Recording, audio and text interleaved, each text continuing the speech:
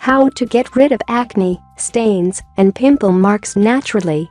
Our face is very important because it works as a business card. Since it's the first thing that people see, we are judged based on our appearance.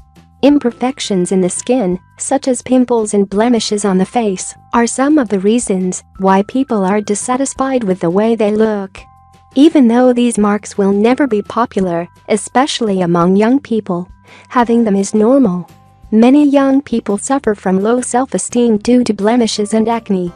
Although they are in the phase where their hormones are being calibrated and often out of balance, some young people become depressed because they're unhappy with their appearance.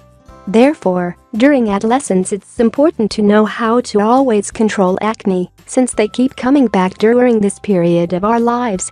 In adulthood, with hormones properly balanced, pimples are no longer the biggest problem affecting our complexion. Stains from pollution, a poor diet, stress, or just normal aging begin to change our appearance. Often treatments to remove facial stains are expensive and can cause other damage. So knowing how to remove facial stains safely and naturally is something many grown-ups covet.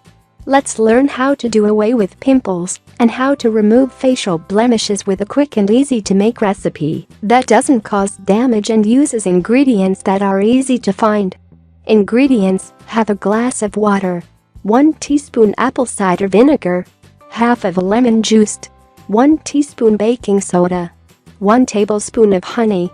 Instructions: mix the apple cider vinegar in the glass of water. Slowly add the baking soda.